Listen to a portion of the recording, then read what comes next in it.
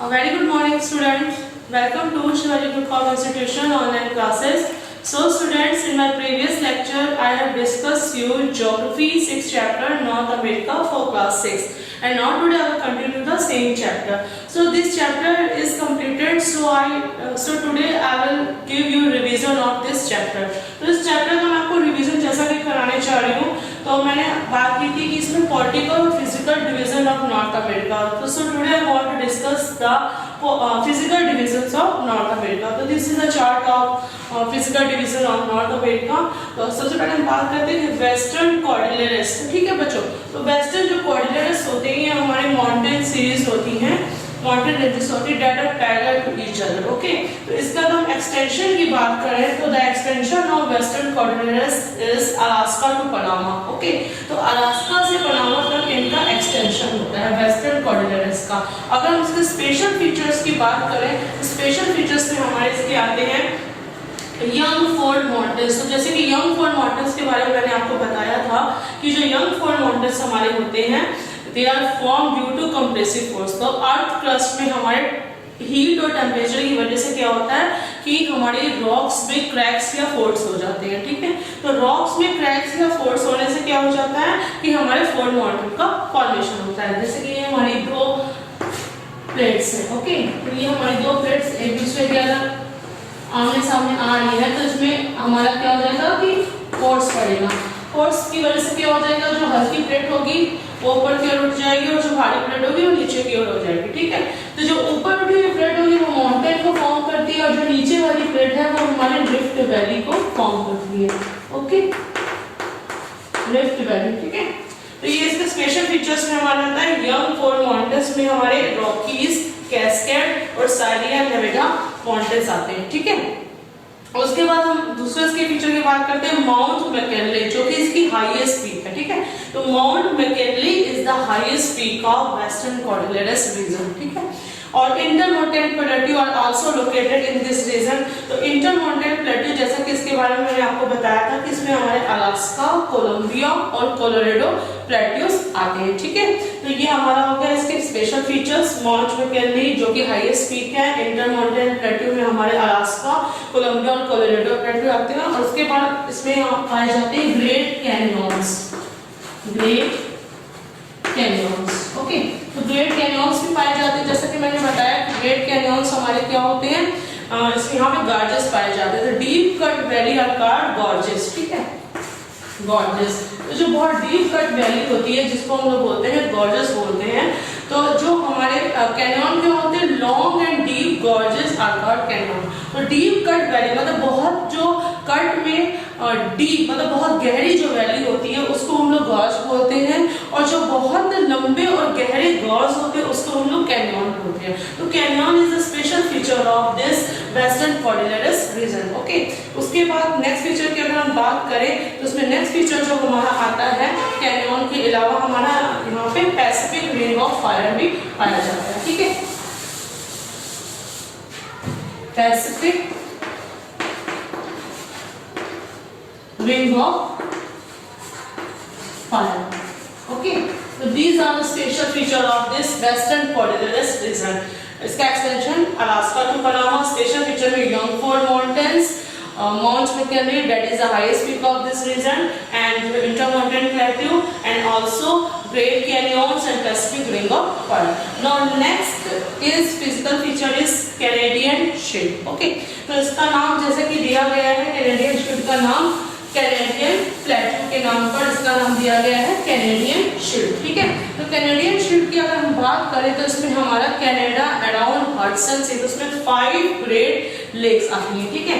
5 great lakes इस reason में आती हैं. तो 5 ग्रेट लेक्स की अगर हम बात करें तो सबसे पहले जो हमारी लेक होती है लेक एरी. ठीक है. तो पहले वाले फर्स्ट हमारी लेक होगी लेक एरी. सेकंड लेक आती है हमारी the second lake is lake Huron. Lake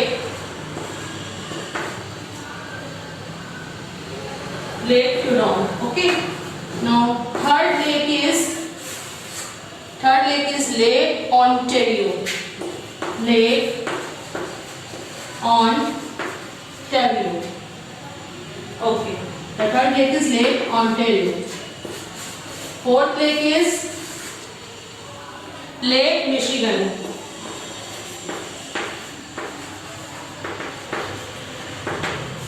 Okay. And the fifth lake is Lake Superior. Lake Superior. तो ये हमारी सब है क्या है, फ्रेश वाटर लेक्स कहलाती है, ठीक है। तो these are fresh water lakes. Okay. So these 5 lakes are found in this Canadian shield. Lake Erie, Lake Huron, Lake Ontario, Lake Michigan and Lake Superior. ठीक है। और उसके the most important feature is that Niagara Fall. ठीक है। तो यहाँ पे हमारा Niagara Fall, Niagara Fall भी यहाँ पे पाया जाता है. That is a very famous fall that are found in this region. Okay, Niagara Fall. और next है busiest inland waterway. तो इसमें हमारे इस रीजन में हमारा busiest inland waterway भी पाया जाता है, जो कि बहुत ही busiest inland waterway है. That is Saint Lawrence River.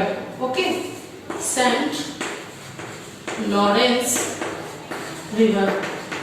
So these are the special feature of this region कि 5 Great Lakes पाई जाती हैं, Lake Erie, Lake Huron, Lake Ontario, Lake Michigan and Lake Superior. And the other feature is that busiest inland waterway, that is Saint Lawrence River, is also found in this region. Okay. Now next is Appalachian Eastern Highlands.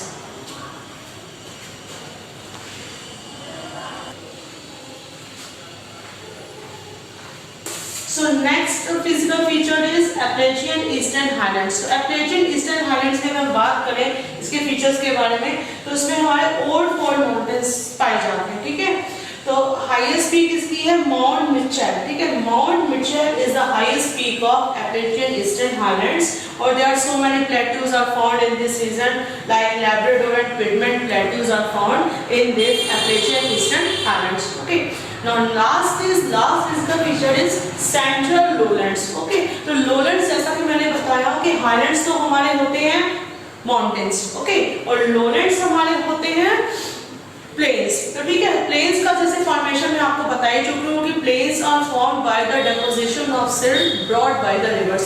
तो नदियां जो अपने साथ silt लेके आती हैं, that is very fertile and that is very suitable for agriculture, that form the plain. ठीक है, तो ये सिल्ट से हमारा क्या होता है, प्लेन्स का फॉर्मेशन होता है. तो ये हमारे कहाँ पाए जाते हैं, between western cordilleras and eastern highlands के बीच में हमारे सेंट्रल लोलैंड्स पाए जाते हैं. ठीक है, और अगर इसके हम ड्रेनेज सिस्टम की बात करें तो there two rivers are found, Mississippi and Missouri rivers are found in this lowland. ठीक है, तो they have rich deposits of fertile. तो जैसे कि मिसिसिपी और मिसौरी रिवर से प्लेन्स का फॉर्मेशन होता है, तो they have rich deposit of fertile. तो यहाँ ये प्लेन जो होते हैं बहुत ही फर्टाइल होते हैं, फर्टाइल एलुवियल सॉइल से इनका फॉर्मेशन होता है, तो which are very help in agriculture. ठीक है, which regions are not submit our recorded list. So these they are all have to come in principal office right now.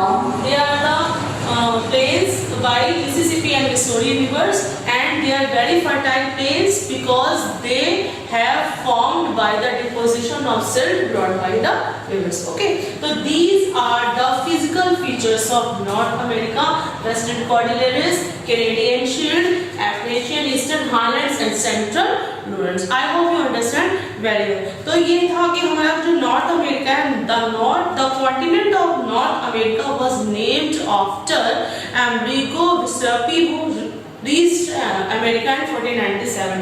तो जो हमारे ये जो कॉन्टिनेंट है नॉर्थ अमेरिका, इसका नाम रखा गया अमेरिगो के नाम पर, जो कि अमेरिका में पहुंचा था 1497 में. ठीक है, और नॉर्थ अमेरिका के अगर हम एक्सटेंशन की बात करें तो North America is located between 7 degree north and 83 degree north latitudes and 53 degree west and 180 degree west longitude. ठीक है, north America has 3 large countries. तो नॉर्थ अमेरिका के हमारे क्या होते हैं, 3 लार्ज कंट्रीज हैं. तो 3 लार्ज कंट्रीज में जैसे मैंने आपको बताया कि Canada, which regions are not submit our recorded list. They all have to detail of this. USA and Mexico. Okay, तो ये हमारे क्या है, इसके 3 मेन कंट्रीज हैं, Canada, USA and Mexico. Okay, उसके बाद बात करते हैं कि North America can be divided into 4 major divisions, ठीक है, 5 मेजर डिविजन। तो western cordilleras, Canadian shield, Appalachian, eastern highlands and central Laurentians. तो ये हमारे 4 डिविजन्स हो गए। ओके, तो North America are divided into 4 divisions, western cordilleras, Canadian shield, Appalachian, eastern highlands and central Laurentians. तो ये हमारा चैप्टर मैंने आपको एक्सप्लेन कर दिया।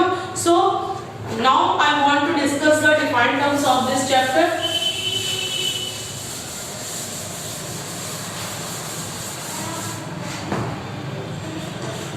Defined terms.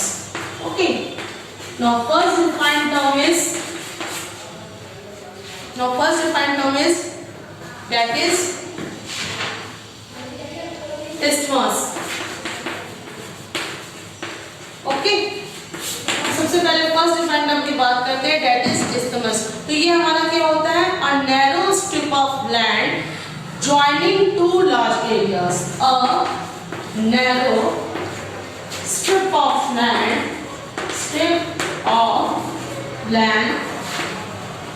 joining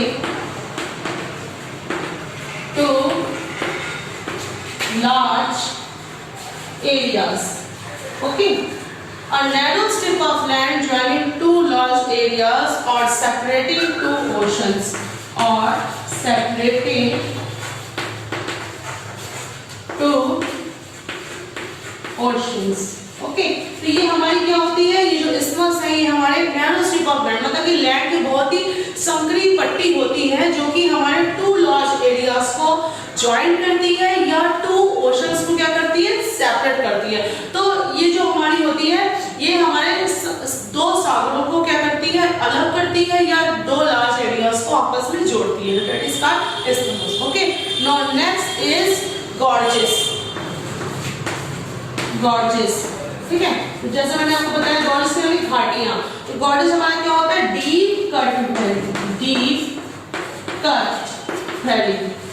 okay, deep cut valleys are called gorges. ठीक है, तो बहुत ही जो गहरी कटी हुई जो घाटियां होती हैं उसको हम लोग कहते हैं gorges. Now next is canyon. Now next defined term is canyon. तो जैसे कि मैंने आपको बताया कि जो डीप कट वैली होती है वो तो हमारे गॉर्जेस हो गए। तो जो हम बात करते हैं कि लॉन्ग एंड डीप गॉर्जेस, अब गॉर्जेस तो बन गए, लेकिन अब लॉन्ग एंड डीप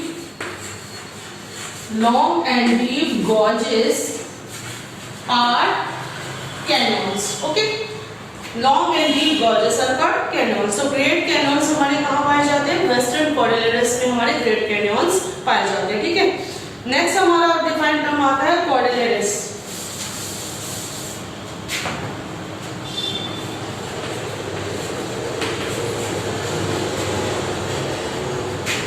कॉर्डिलेटर्स, ठीक है, तो कॉर्डिलेटर्स जैसा कि मैंने आपको बताई चुकी हूँ, a system of mountain ranges, system of mountain ranges, a system of mountain ranges running parallel